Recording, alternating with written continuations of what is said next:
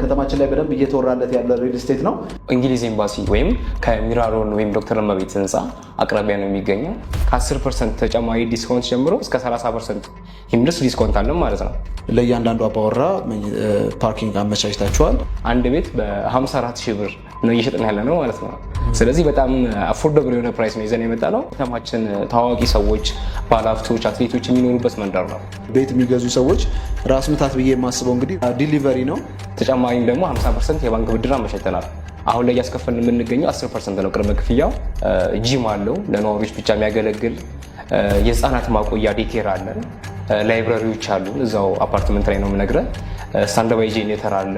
ደግሞ ለየት የሚያደርገው ብዙ ሪልስቴቶች የማይሰጡት ደግሞ እኛ ጋር 5 ዓመት ያለምንም ወለድ የክፍያ አማራጭ አዘጋጅተንላቸዋል። የብድር ሁኔታ ማለት 5 ሊፍቶችን ያዘጋጀ ነው።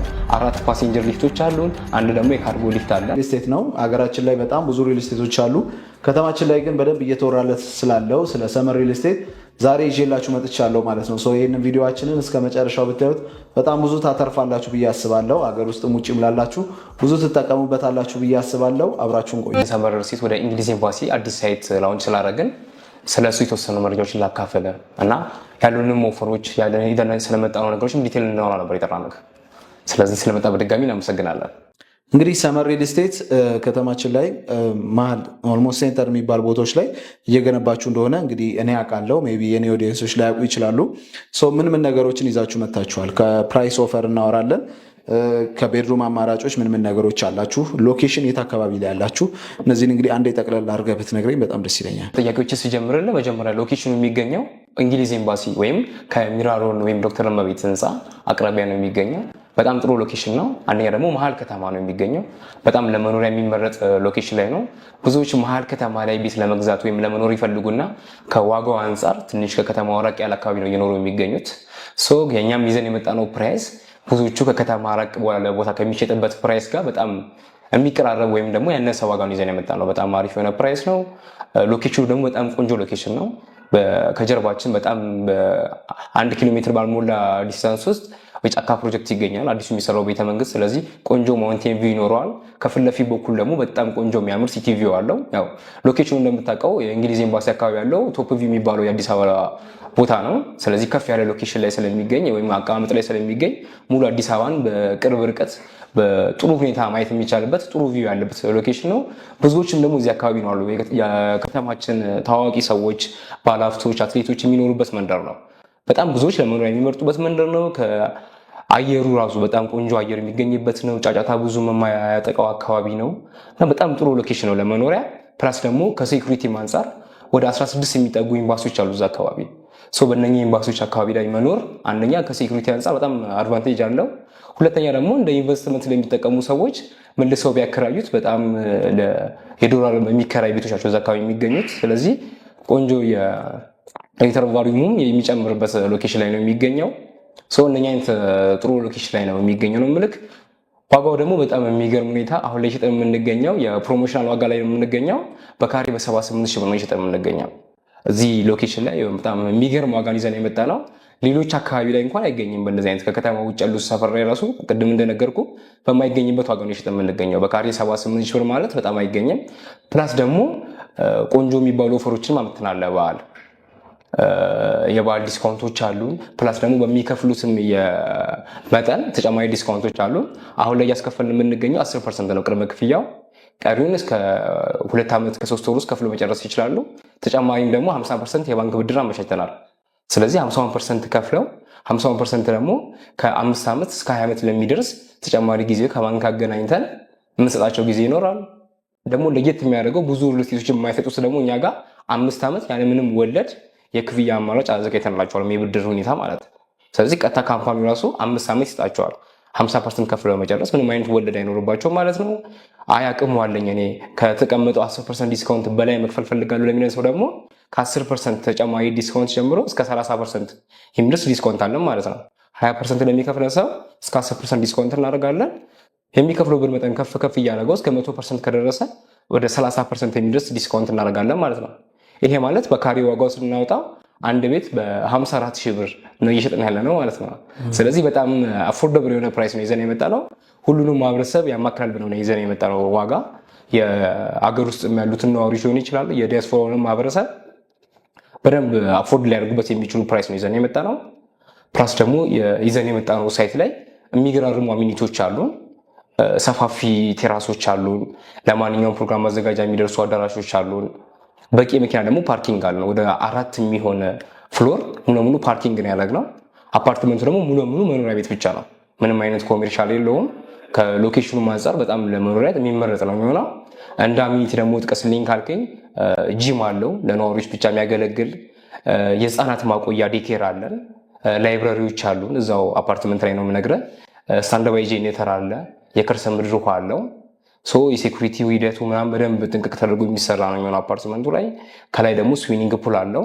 ቴራሱን ቅድም ሜንሽን አድርገው ያለው ብዬ ነው። ስለዚህ አንድ ሰው ለመኖሪያ የሚያስፈልጉትን ነገሮች ሁሉንም በሚባል ሁኔታ እዚሁ ህንፃ ላይ አሟልተን ይዘን የመጣ ነው ማለት ነው። እና ተጨማሪ ያው ፓርኪንጉ ያው ለእያንዳንዱ ነዋሪ ለአንድ አባወራ ከአንድ ቤት በላይ ከአንድ መኪና ማቆሚያ በላይ እንዲኖራቸው አድርገን እየሰራ ነው የምንገኘው።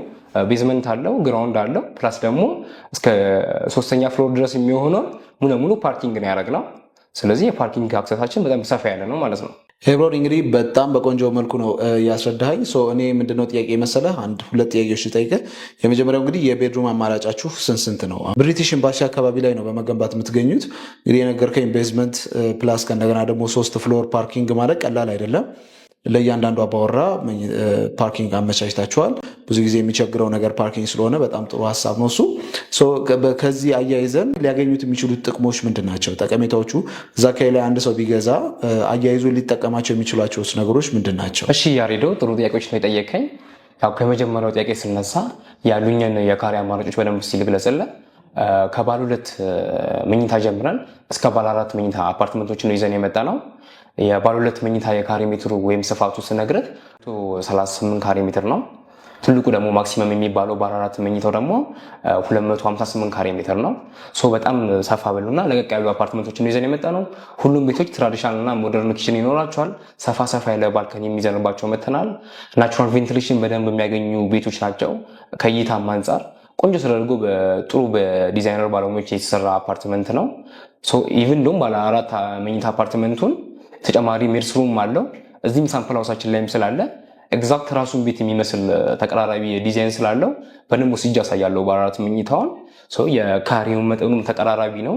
የቤቶቹም የዲዛይን ዋይዝ አቀማመጡም ጥሩ ነገር ስላለው እዚህ ያለውን በደንብ እናየዋለን ማለት ነው። ያሉን የካሬ አማራጮች እነኝን ይመስላሉ። ሁለተኛው ደግሞ ጥያቄ መሀል ከተማ ላይ ከመሆኑም ባለፈ እዚህ ሎኬሽን ላይ ሲገዙ ያሉት ደንበኞች ምን ይጠቀማሉ፣ ምን ያተርፋሉ ላልከኝ ጥያቄ ወደ 16 የሚሆኑ ኤምባሲዎች አሉ በዛ አቅራቢያ። ስለዚህ በደንብ በዶላር በቆንጆ ዋጋ ማከራየት ይችላሉ። ፕላስ ደግሞ የሪሴል ቫልዩማቸው ወይም መልሰው ቢሸጧቸው የሚያገኙበት ትርፍ አለ። እኛ ጋር አግሪመንታችን ላይ የተቀመጠ ስለሆነ መልሶ የመሸጥ እድል አላቸው ወይም አግሪመንቱ ላይ ያስቀምጠንላቸዋል። ስለዚህ እኛ ጋር ዛሬ በ10% ዳውን ፔመንት የተዋዋለ ሰው ከ1 ወርና ከ2 ወር በኋላ አትርፌ ልሽጥ ቢል በደንብ አትርፎ መሸጥ ይችላል።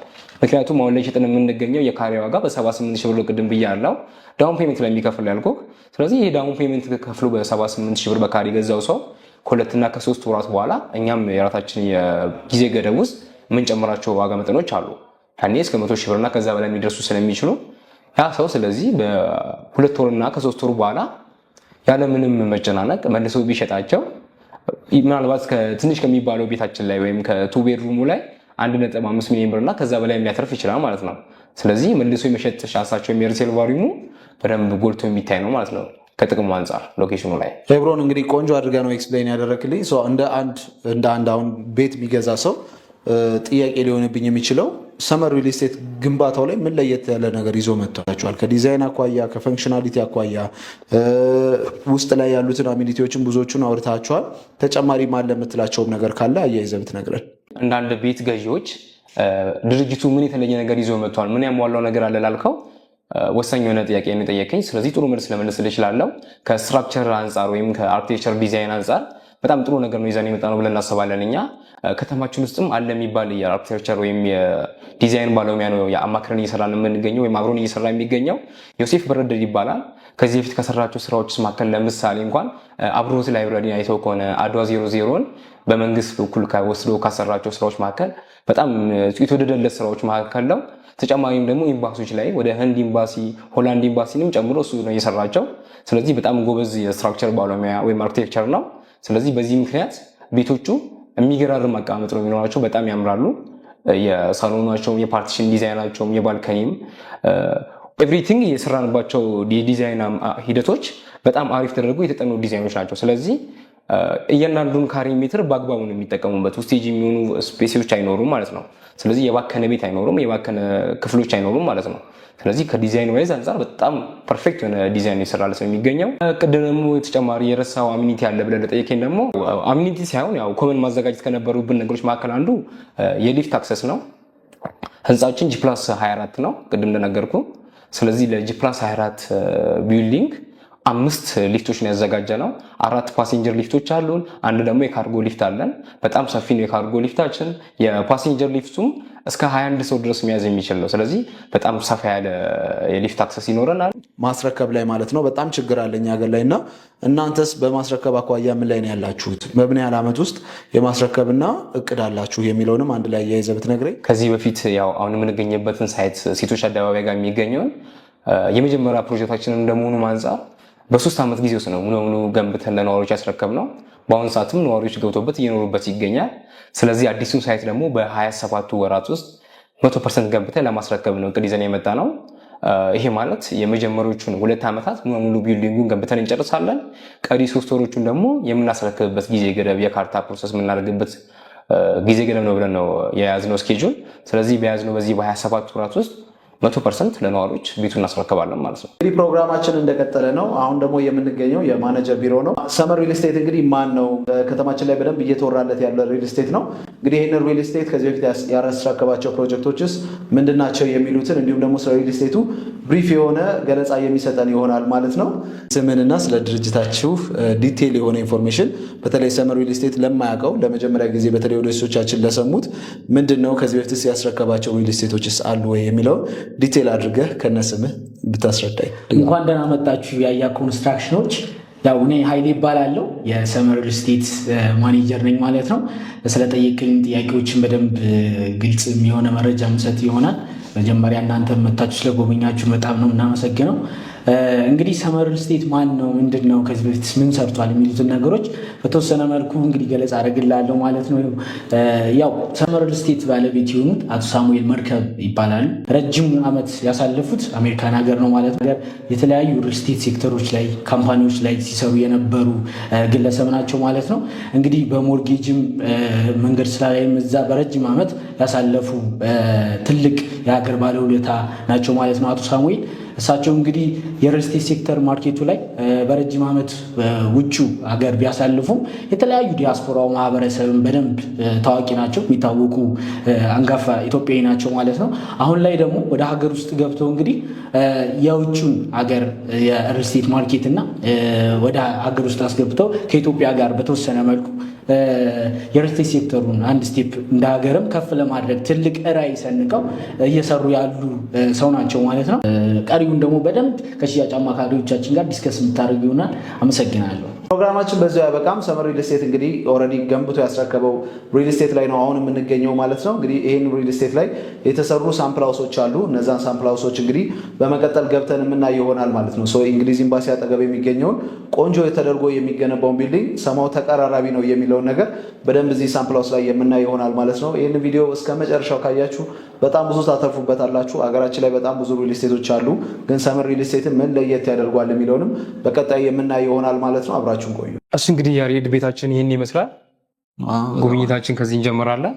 እንደምታየው ቆንጆ በርም ነው የገጠምንላት። በጣም አሪፍ ነው። የካዝና ቁልፍ ያለው ወደ 7 የሚሆኑ ሎክዶች አሉት። ሰው በጣም ጠንካራ ነው። እሳትን በደንብ ኮንትሮል ማድረግ የሚችል ነው። ሳውንድ ፕሩፍም ነው። ብንዘጋው ምንም አይነት ድምፅ አይገባም ማለት ነው ለቤት። ሰው ጉብኝታችን ከዚህ እንጀምራለን። ልክ ቤቱን ስታዩ ግን ለፕራይቬሲ ለመጠበቂያ አንጻር አንድ ሰው ከውጭ ሲገባ ዘሎ ሳሎኑን አይደለም የሚያየው። ትንሽ የተወሰነ ነገሮችን ከቨር የሚያደርጉ ነገር ይኖር። ወደ ሳሎኑ እንሄዳለን። ፊት ለፊት ሳሎኑ አካባቢ ጋር እንደገባን የዳይኒንግ ስፔሳችን እናገኛለን። እንደምታየው ሰፋ ያለ ዳይኒንግ ስፔስ አለ። ቆንጆ ቬንቲሌሽንም ያገኛል፣ መስኮት ስላለ ከጎኑ ማለት ነው። ቆንጆ ላይትም አለው ማለት ነው።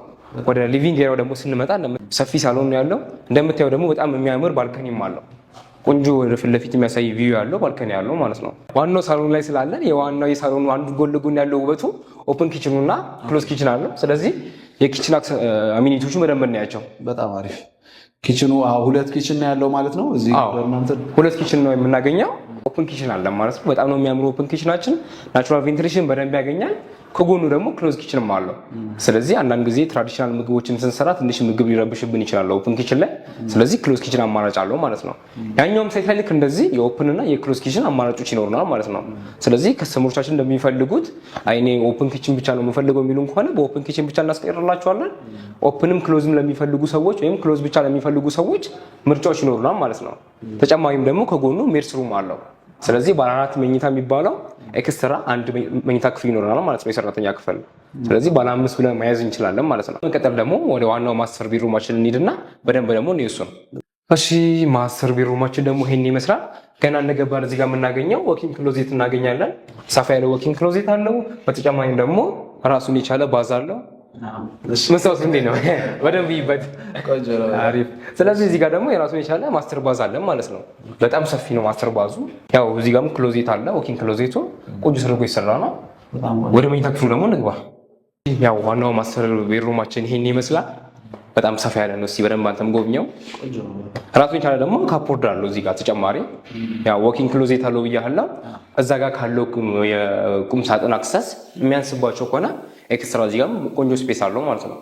ስለዚህ አሁን ደግሜ የምነግርህ ነገር የዚህን አይነት ቤት ዲዛይን ነው እዛኛው ላይ ያለው ባለ 4 መኝታው ማለት ነው። ግን እዛ ላይ ያሉት ያው ባለ 4 መኝታ ብቻ አይደለም ያለ፣ ከባለ 2 ጀምሮ ባለ 3ም አለ። ኤግዛክት ግን ባለ 4ቱ ይሄን ይመስላል የሚሆን ለማሳየት ስለፈለኩ ነው። ተጨማሪም ደግሞ እዚህ ጋር ባልከኒ ያለው መኝታ ቤቱ ላይ እነኛም ቤቶች ላይም ሁሉም ክፍሎች ኤክስትራ ባልከኒ ያገኛሉ። ኦኬ 3 መኝታ ክፍሎች ደግሞ እናያቸውና ጉብኝታችንን እንጨርስ። ጉብኝታችን እዚህ ደርሰዋል። ተጨማሪ መኝታ ክፍሎች ደግሞ የሚገኙት በዚህ በኩል ነው። ከዋናው ከሳሎኑ ጎን ነው የሚገኙት። ፕራይቬታቸው በደንብ የተጠበቀ ነው። ሰፋ ያለ ኮሪደር ምልክ እንደምታየው አለው። እዚህ ጋር 3 መኝታ ክፍሎች እናገኛለን። ተጨማሪ ደግሞ አንድ ኮመን ባዝ ይኖረናል ማለት ነው። እዚህ አይነት ዲዛይን ነው እዛኛው ላይ ቤት እየደገምን የምንገኘው። እዚህ ጋር የልጆች መኝታ ክፍል ይኖረናል። በጣም ሰፋ ያለ ነው። እሱን ደግሞ ገብተን በደንብ እናየዋለን። እሺ የልጆች መኝታ ክፍላችን ይሄን ይመስላል። እንደምታየው ሰፋ ያለ ነው። የልጆች አልጋ 2 እንኳን ብናስቀምጥበት ቆንጆ አድርጎ የሚይዝ ነው። የራሱን የቻለ የክሎዜት ስፔስ ይኖረዋል። ሰውን ቀጥሎ ወደ ሌሎች ክፍል። እሺ ያው እንግዲህ ካየው ከልጆች መኝታ ክፍል ስንወጣ አቅራቢያ ላይ ቆንጆ ኮመን ባዝ ይኖረናል። ኤክስትራ ደግሞ እዚህ ጋር 3ኛ መኝታ ክፍል ይኖረናል ማለት ነው። ስለዚህ እነኚህ 2 መኝታ ክፍሎች ለሁለቱ ብቻ የሚያገለግል እዚህ ጋር ኮመን ባዝ አለ ማለት ነው። ተጨማሪ 4ኛው መኝታ ክፍል ደግሞ እዛ በኩል ነው ያለው። ልክ እሱ ደግሞ ልክ እንደ ማስተር ቤድሩም ራሱን የቻለ የራሱ ባዝ አለው ማለት ነው። እስካሁን የነበረን ጉብኝት ልናገባድድ የመጨረሻው 4ኛ መኝታ ክፍል ላይ እንገኛለን። ይሄ 4ኛ መኝታ ክፍል ከዲዛይን አንጻር ሳይ በጣም የሚያምር ነው። የሆነ ኢንትራንሱ ራሱ ደስ ይላል። ትንሽ ለየት ያለ ዲዛይን አለው። ሰፋ ያለ ክፍል አለው። ራሱን የቻለ ደግሞ ማስተር ባዝ አለው። ልክ እንደ ማስተር ቤድሩማችን 2ኛው መኝታ ክፍላችን ነው ማለት ነው። ራሱን የቻለ ሙሉ ባዝ አለው። የክሎዜት ስፔስ አለው። ቆንጆ ቬንቲሌሽን አለው። በጣም የሚያምር ክፍል ነው። ይሄ 4ኛ መኝታ ክፍል ነው፣ ግን ልክ እንደ ማስተር ቤድሩማችን ይሄኛውም የራሱ ባዝ አለው። የሰርቫንቱን ስንጨምር 5 ሆነ ማለት 5 ሆነ። እንግዲህ ያሬዶ የነበረን የጉብኝት ቤት ሳምፕል ሃውሳችን ላይ ይሄን ይመስል ነበረ። እንዴት አገኘኸው? እንደጠበቅኩት አይደለም። በጣም ነው ደስ የሚለው። ራሱን ይደግማል ነው ያልከኝ አይደለ? እርግጠኛ ነኝ። እኔ ማመን አቅቶኛል። ማለት ብዙ ጊዜ እኛ ሀገር ላይ አልተለመደም። 1 ቤድሩም ወይ 2 ቤድሩም ወይ 3 ቤድሩም ነው ያለው። 5 ቤድሩም እኛ ሀገር ላይ በአፓርትመንት አኳያ ብዙም አላየሁም። እኔም እንግዲህ እስከዛሬ ብዙ እየሰራው ነበረ ሪል ስቴቶች ላይ እና አልገጠመኝም እና በጣም ቆንጆ ነው 5 ቤድሩም። ለያያ ኮንስትራክሽን ቤተሰቦች ማስተላለፍ የምትፈልገው መልእክት ካለ እድሉ ልስጥ። በተለይ ዲስካውንት አኳያ ላይ ለእኛ ቤተሰብ ስፔሲፊካሊ ያዘጋጃችሁትም ዲስካውንት ካለ እድሉ ልስጥህና